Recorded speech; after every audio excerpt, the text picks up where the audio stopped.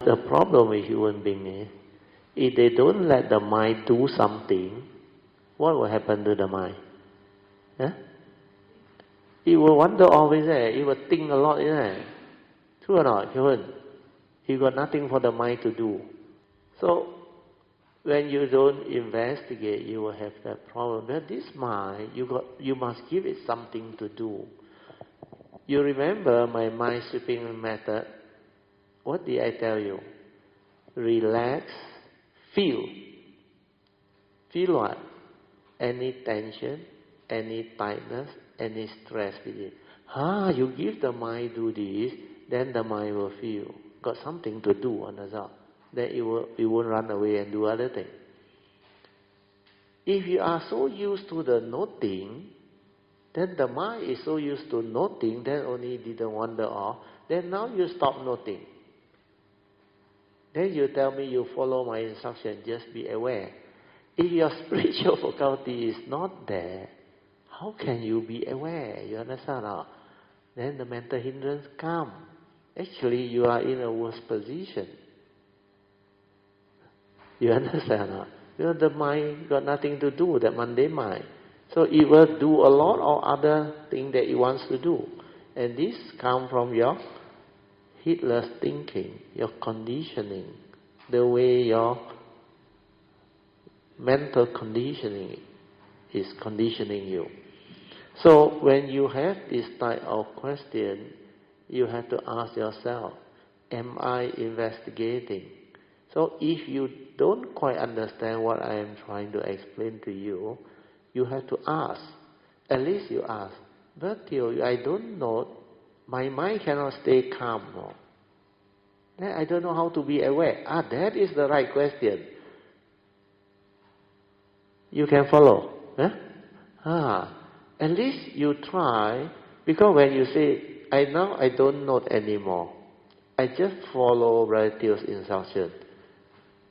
And according to her word, just be aware. Can you do that? Without the spiritual faculty, you cannot do that. Understand? That's why I straight away know you won't learn. Then the most gullible is asking me for the answer. So at least here she asks, is it correct? Then if I answer wrong, not correct, what is she going to ask me next? How to do it? Understand or not? You want answer, but you don't want to find out, you don't want to investigate. The sharing is already complete. If you have mental hindrance, it will hinder your mind from entering the meditative state or inner peace, inner calmness, and inner awareness. Means you cannot be in the state of silent awareness. What must you do? You cultivate the opposite 5 spiritual faculty and stabilize it so that all the mental hindrance will cease. Do I have space to write? Taken already the shot. Okay, drop it off. Maybe I have to explain to you the 5 spiritual faculty against the 5 mental hindrance, and how when the spiritual faculty is developed, it will help you root out the hindrance or temporarily overcome the hindrance. But once your 5 spiritual faculties stabilize, become power, bala, the mental hindrance got no chance to arise. So the first thing is check whether your spiritual faculty is there or not. If not there, it definitely think. You can never enter the meditative state or inner peace, inner calmness and inner awareness where your spiritual faculty is not there. But if at least you have some form of faith, then the virya, born of understanding, then the mind is at least more composed because of the faith. So when it's more composed, together with the virya, you are attentive. You will develop the sati, and then it's easier. Otherwise, it can't. But if before the spiritual faculty comes, you still want to meditate, then what must you do? You must develop some form of skillful means to anchor the mind, then to train the mind in sati until it's stabilized. This you must understand. Then you know what to do, and you know what you are doing in the dim of meditation. The purpose is what? To train this mundane mind that is heedless, because without the spiritual faculty, you will behave like that, so that it is mindful first. Then stabilize it to be ever mindful. You must get this understood, so that wherever you go, whether daily mindfulness or formal, you know what meditation is, and you know how to train. But after you train already, all this, like no need already. You can just meditate. You can just lie down. Where your spiritual faculty already there. You already train. You already develop until the anapanasati, no thought. Everything quiet, tranquility still. You already realize that. Then the mind already in sati. Then the moment you lie down, you will be in sati. Well, in the daily mindfulness, you also can be in sati. That is the way you should understand it and develop it. So now I will explain to you the 5 spiritual faculties to counter the 5 mental hindrances. So this one is the 5 spiritual faculties. Okay, revision. First one is what? Saddha means what? Faith in what? Faith and confidence in the Buddha and his teaching. Through knowing who he is, how special a being he is, and how wonderful that teaching is. Second one? Virya is what? Spiritual zeal or spiritual tenacity is a type of energy.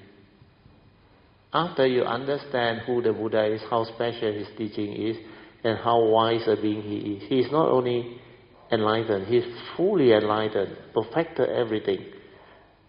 You can say he is the most virtuous and the most wise living being ever to be born. To have him as your teacher, your faith not strong, then how can you cultivate? The moment I know who the Buddha is, my faith was like unshakable.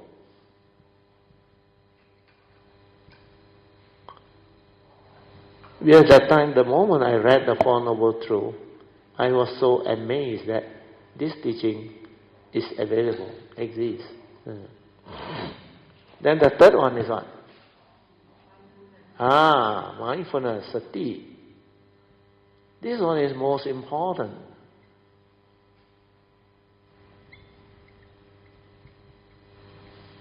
So the moment you have the faith, your mind becomes very calm, very composed. Then it will drive you to cultivate. That's why this virya automatically comes. You cannot be sleepy anymore. Then as you determine with this virya, you move, you will, like the person with the understanding that this is important. Because this Dhamma, to me, is so important. It's not only important to me this life, to me, my entire existence, all my future life, depend on this understanding. Even this life, if I don't have the Dhamma, I'm going to suffer like anything. Then what am I waiting for? All the other things to me is not important. Well, without this understanding, I can still be afflicted. I can still have suffering. I can still have problems. Like the Buddha, when he saw the 4 signs. How to confront old age, sickness and death? You understand? The other things are not so difficult. At the most you go depressed and cuckoo. Understand? But old age, sickness and death, if you think this is you, is big problem. Understand? That's why the Buddha immediately renounced the world and he seek an answer to old age, sickness and death. But when he realized the enlightenment, he realized this body not him. So he got no more problem. True or not? No need to worry about getting old, getting sick and die. It was never him. That's how he freed his mind. That's why he understood, he recalled and connected back the Sambhogaya Kaya, spiritual body, came back to him and he inherited all his understanding. That's why he can teach us about the rebirth consciousness the 12 link, the three spiritual of karma niyama, chitta niyama, and the last one is dhamma niyama. So all this shows the rather unique understanding of the Buddha. And he can summarize to us all of life, the whole of existence, within the mundane and the supramundane, just into Four Noble Truths. And all his other teaching, the essential Dhamma, spin off from that. Who can do that? Unless he is a Sammasa Buddha. Okay? Then the fourth one is what? Samadhi. Collected and unwavering mind. Collected and unwavering.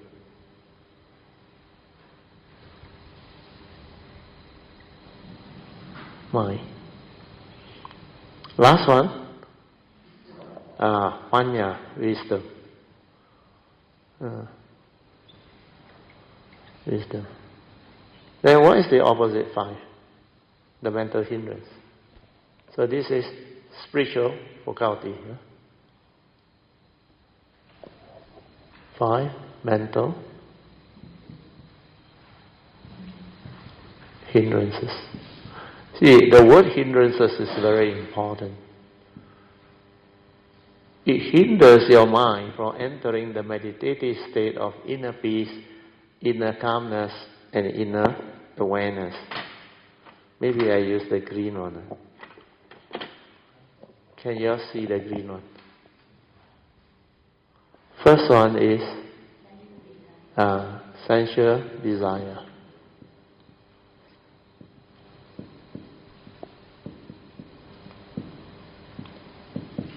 Then the second one, ill will. Yeah. Third, sloth and torpor or lethargic mind. Sloth and torpor or lethargic mind. Sleepy, lethargic or sleepy mind.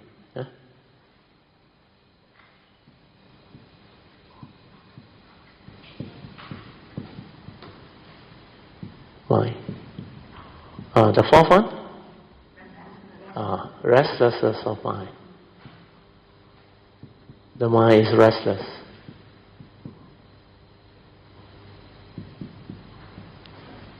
And the last one? Doubt. Okay, now we check.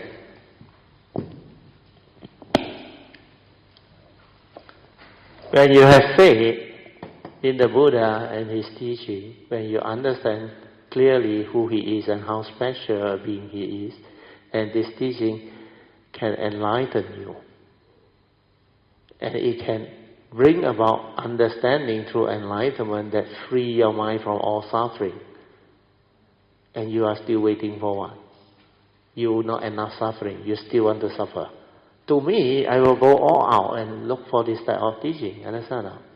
So with that faith, with that understanding and that confidence, it will counter what? Doubt. So this one will counter doubt. Understand? I got no more doubt. Because this is the teaching that can really liberate me. Just like the moment I see, nobody can explain like that. Whole of life is there. Such a wonderful teaching. Where to find? Mundane and supramundane. And it can stand up to investigation. And it's so wonderful, it can apply to life and can free and liberate my mind and can give me the good life, the beautiful life, the wonderful life. So this is what you must have. Then second one, with virya, it counter vision. When that spiritual tenacity, the energy drive you, how can you be sleepy? Understand? It's like you go to a class, you study, but the subject you don't like. What happened? You so sleepy on. Your student like your class or not? At least yours is interesting. So, if your subject is very interesting, like just now talk about death and all those things, you all wide awake, isn't it?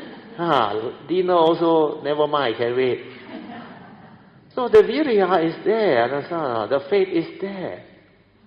That is something useful. You want to know how to die, understand? Then you want to you are near there. See. Wow, that one lucky kaulat. Huh? I thought you say you're still young. Because when that day we mentioned the 63 years old one, you say young. But you say near there. How can you be young? Oh, okay. Like that better. Then once you have sati, what happens? When you are mindful, you are aware before the knowing, you are without thought, isn't it? Without thought, how can you be restless? Without thought, how can you have like and dislike? You understand or not? Huh? Everything is from the mundane mind. That stir is from your wrong view and create the wrong thought. That's why like and dislike, sensual desire, ill will, all this, they start from there. So now this thing, sati, the moment you have sati, this tree is dead. This tree, you can shoot them down. Understand? So sati will not arise sensual desire.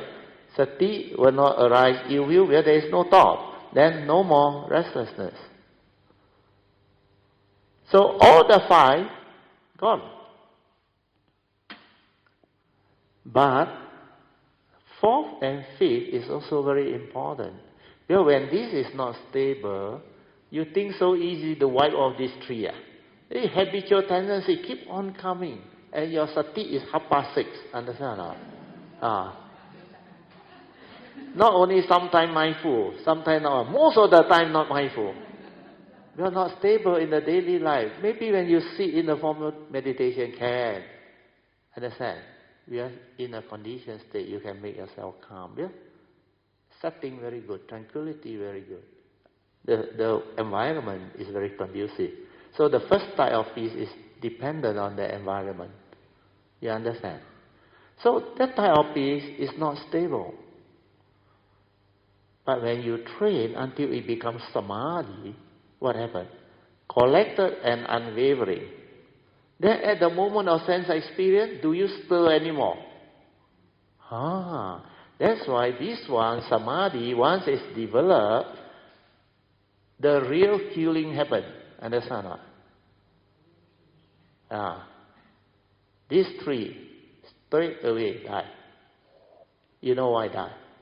Because when this fellow is collected and unwavering, how can it have thought? You understand or not? That's why with sati and samadhi, you can see things as they are, but the thought doesn't come in and interfere. You understand? The conditioning of the mind cannot come in because of this stability. Without thought, away. That's why this tool is very powerful.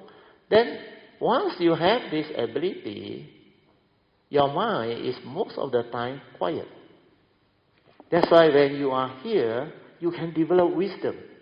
You can see things as they are, not what your brain tells you, not what your views, opinion, and conditioning tell you. The moment you have this wisdom, panya, all these five die. No more color. Oh, black one. The moment you have panya, nowhere to draw already. How to cross out? Maybe draw like that.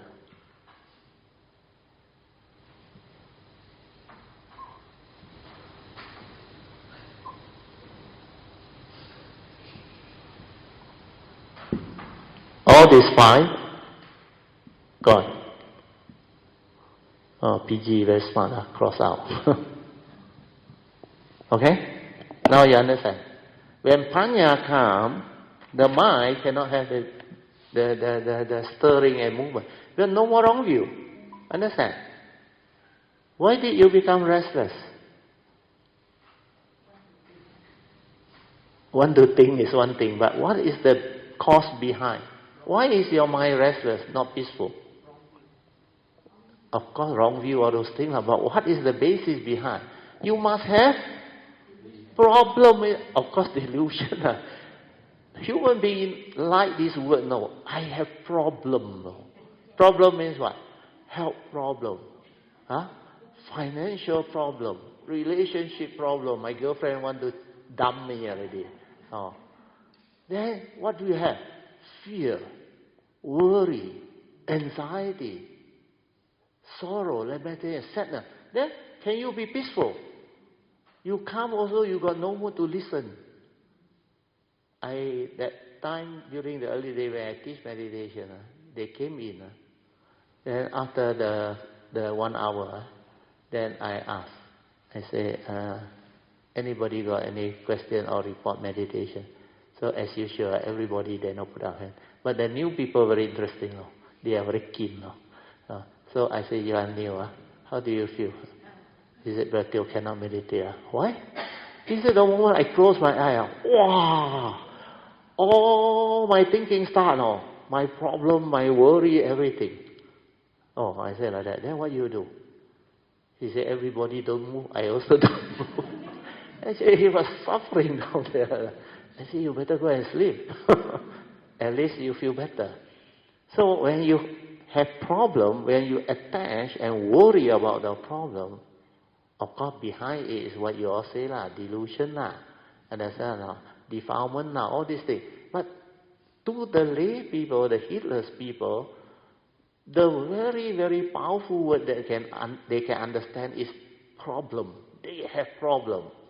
That's why when it comes to First Noble Truth reality, I always advise the Buddhist community, don't go and teach the traditional type of Buddhist words, understand? Or the standard, we call it scriptural term. They always tell you what? No, the 8 conditions. Birth, old age, sickness, and death. All the Chinese don't want to listen. Die. Getting old, getting sick. Hey, can you speak something else? But if you don't tell them old age, sickness, and death, you tell them, hey, you have heard people get cancer or not? Health problem. That one they relate. My friend just passed away. So and so cancer. They interested in the topic. You ask Sui Anansi, our university classmate. Last time, have this once a month dinner. You know what they talk about? Talk politics. Talk about how to make money. Then sorry, pardon me, talk. Sweet nothing and all that. Now, after the age of 60, please, health number 1. Got money, can't see. So the topic changed, That's why you must say health problem, relationship problem. Otherwise, you say separation. He got no time to listen to you, especially your children. They very got time. They pato now, understand? Travel, enjoy, honeymoon. The honey got no moon. And you have all these things going on. That's why we have to relate to modern civilization. That's why when I teach the First Noble Truth reality, I always advise you all or share with you, we change the term so that the younger generation can actually follow, can develop the communication with us. They find this more relevant. This is life. You talk about depression, they understand.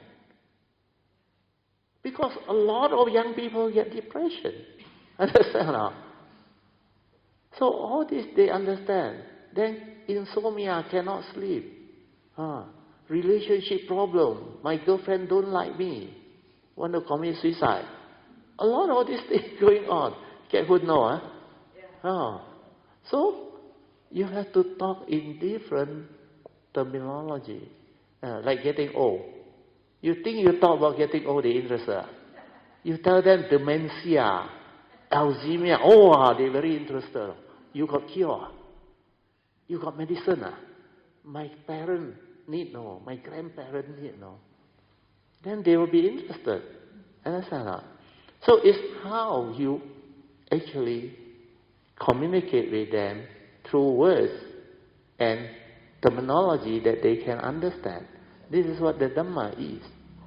So here I realize the Buddhist community, this restlessness of mind, they don't know what is the thing that causes restlessness of mind, the lack of peace.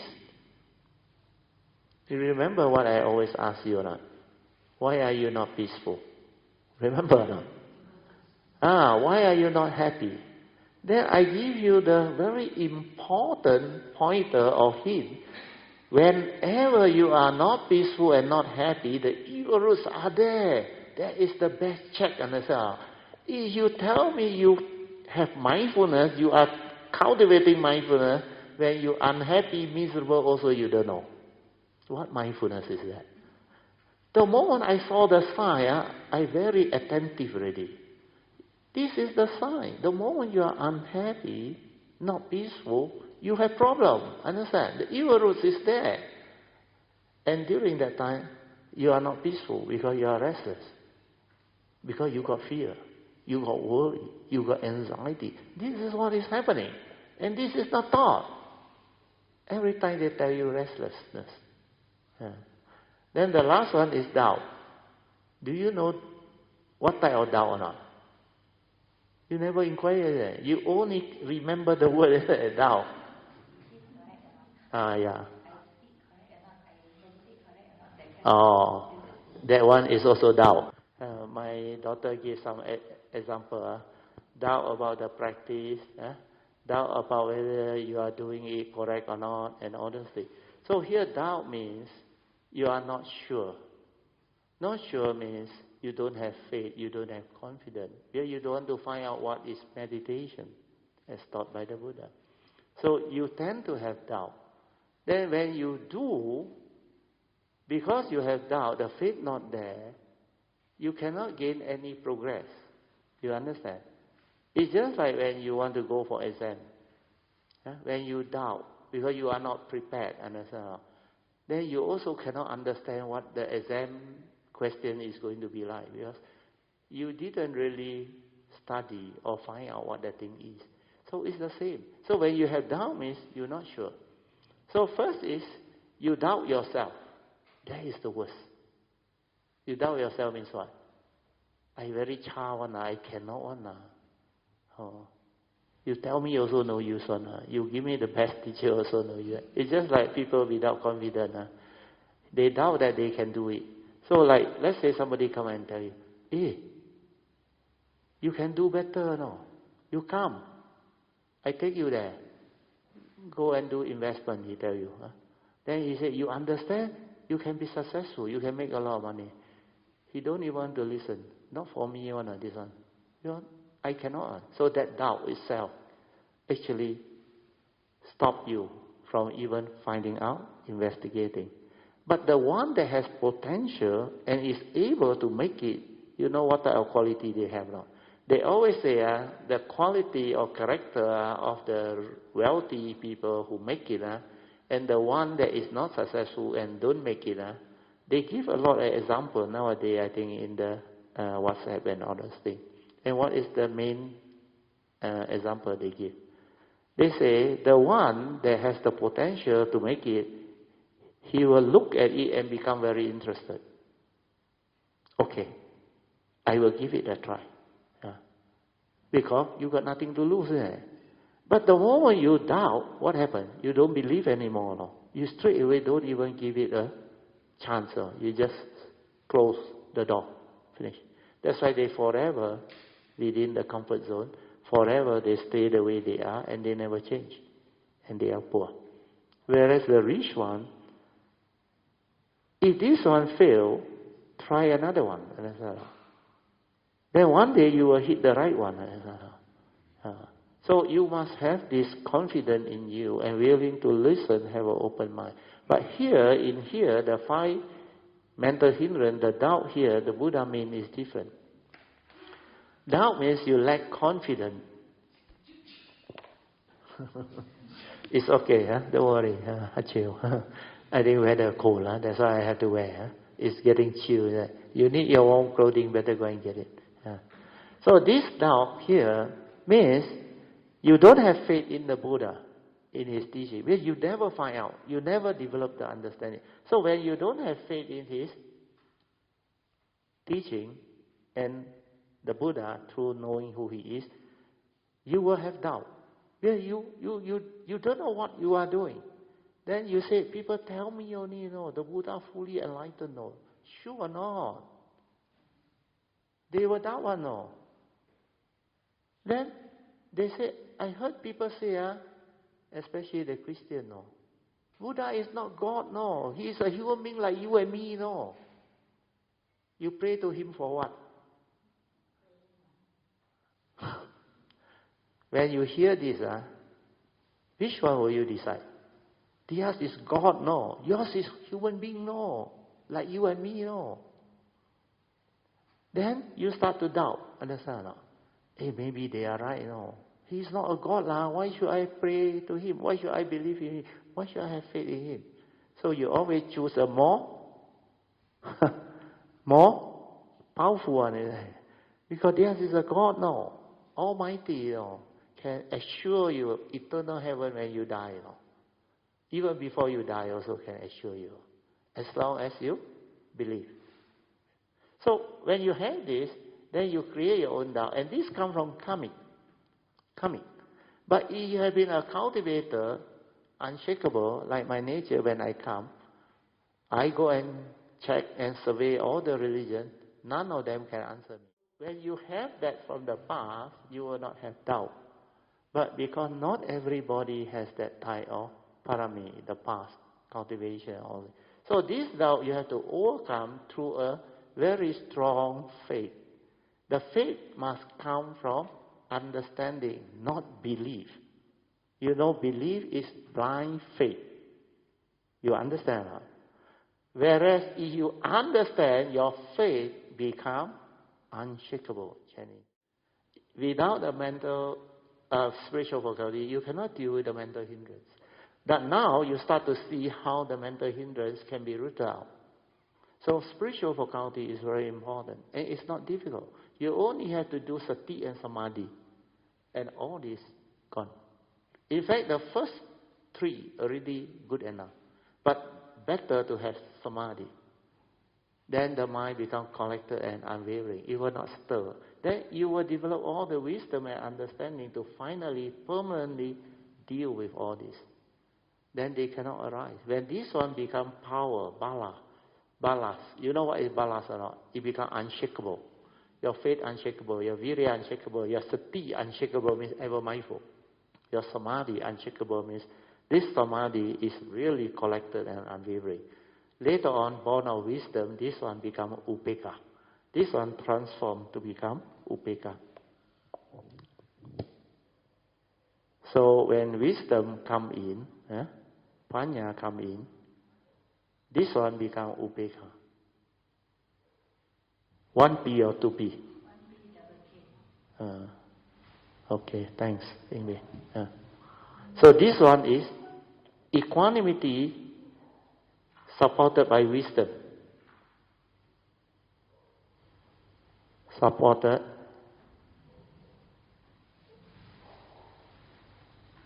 by wisdom. So this is equanimity.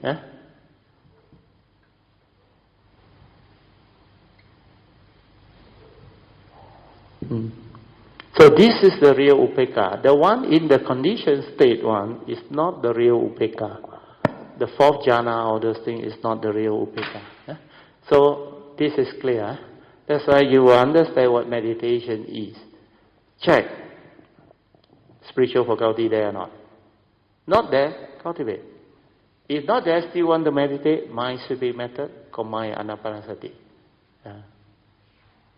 Then it becomes very clear there.